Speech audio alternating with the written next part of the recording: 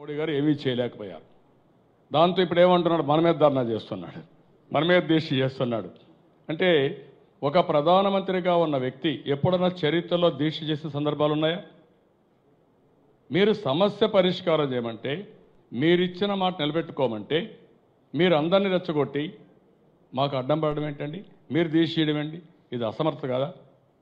ఏ విధంగా చెప్పుకోవాలి దీన్ని? ఎవరిని మభ్య పెడతారు మీరు? మీరు చెప్పలేదా? వెంకన్న సాక్షిగా చెప్పారు, అమరావతి సాక్షిగా చెప్పారు, మీ వాయిసే ఇక్కడికి ఉన్నాయి. కాదని చెప్పండి, నేను చెప్పలేదని చెప్పండి, ఓకే మేము ఇవ్వమని చెప్పండి పోని. ఆ మాట నేను అడుగుతున్నా. ఇవన్నీ చెప్పమని నేనంటే మన మీద దీక్ష చేయడం. ఎవరయ్యా నిలబెట్టారు నరేంద్ర మోడీ గారిని? తెలుగుదేశం ఎంపీలు నిలబెట్టాం. దేశంలో ఉండే అన్ని పార్టీలని కలపగలిగాం.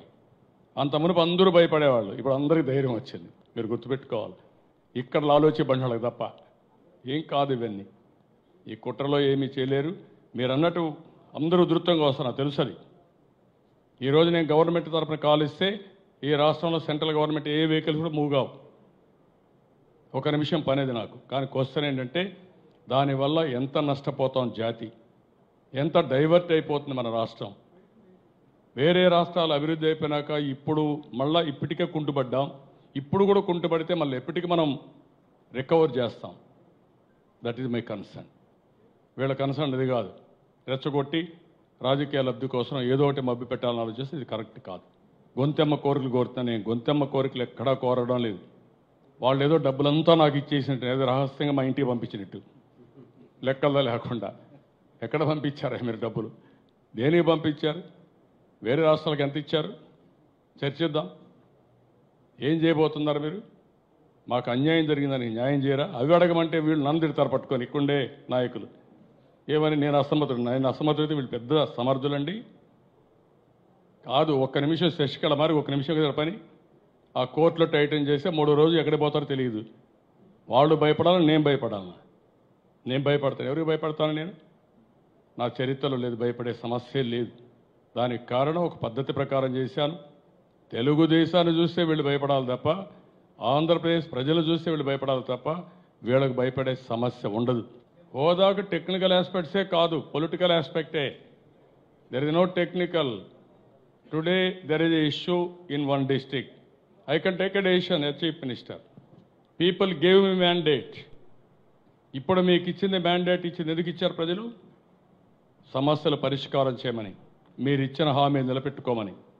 మీరు దానికి టెక్నికల్ అని చెప్పి 14th ఫైనాన్స్ కమిషన్ అన్నారు. 14th ఫైనాన్స్ కమిషన్ ఎక్కడ చెప్పిందండి మీకు? చెప్పలేదు. మీరు వక్రీకరించి మాట్లాడుతున్నారు. ఆ విషయమే నేను చెప్తున్నా. ఇంకా కొన్ని రాష్ట్రాలను రెచ్చగొడుతున్నారు, అది మీకే నష్టం. ఆ రోజు ఇచ్చుంటే ఇప్పుడు ఎవరు అడిగేవాళ్ళు లేరు. ఈరోజు మీరు రెచ్చగొడితే మీకు వచ్చేది ఏంటి? అన్ని రాష్ట్రాలు ఇది అవుతారు, మీరు అప్రతిష్ట పాలవుతారు, ఫైనల్గా మీరే అన్ని విధాలు నష్టపోతారు. ఆ విషయాన్ని గుర్తుపెట్టుకోవాలి. ఇండస్ట్రీస్ రావాలంటే ఒక ప్రశాంతంగా ఉండాలి, లా అండ్ ఆర్డర్ ఉండాలి. అదే సమయంలో రాష్ట్రంలో గవర్నమెంట్ కూడా పనిచేయాలి, సమస్యలు పరిష్కారం చేయాలి. మొన్న కూడా వీళ్ళు చెప్పారు, ఎన్జిఓస్ అంతా కూడా, మేము ఆందోళన చేయాలంటే మాకు ఒక నిమిషం పని, కానీ మేము ఆందోళన చేస్తే ప్రజలకు ఇన్కన్వీనియన్స్ వస్తుంది. మీరు రాజకీయ పార్టీలు కూడా క్రమశిక్షణగా ఒక పద్ధతి ప్రకారం వెళ్ళండి. మీరు రాష్ట్రాన్ని చైతన్యవంతం చేయండి. మేము మా డ్యూటీ మేము చేస్తామని చెప్పే పరిస్థితికి వచ్చారు. నేను ఆ రోజు ఈ రోజు అడిగేది ఇదే అడుగుతున్నా. బీజేపీ నమ్మక ద్రోహం చేసింది, డౌట్ లేదు. అదే సమయంలో వాళ్ళు చేశారు కాబట్టి మేము కుట్రలు చేసి రాష్ట్రాన్ని అడ్డుకుంటాం, అభివృద్ధిని అడ్డుకుంటాం అంటే మాత్రం మంచిది కాదు. నేను ఈ విషయం ప్రజలకు పిలిపిస్తున్నా. ప్రజలందరూ ఆలోచించాల్సిన అవసరం ఉంది. అందరూ కూడా పోరాడాలి. ఆ పోరాటం కష్టపడుతూ మామూలు పని కంటే అర్ధగంట ఎక్కువ పనిచేసి ఉత్పాదక శక్తిని పెంచి ఒక పోలీస్ ఇంకా బాగా పనిచేసి ప్రజలకు మెరుగైన సేవలు అందించాలి. మనం ఆ రోజు కానీ ఈ రోజు కానీ ఇంకా కానీ వెనకబడిపోయి ఉంటే ఇప్పటికే సౌత్ ఇండియాలో చాలా వెనకానున్నాం.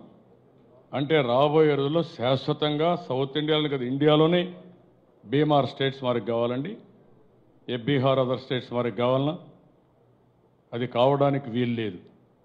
ఆ విషయం వీళ్ళు గుర్తుపెట్టుకోవాల్సిన అవసరం ఉంది.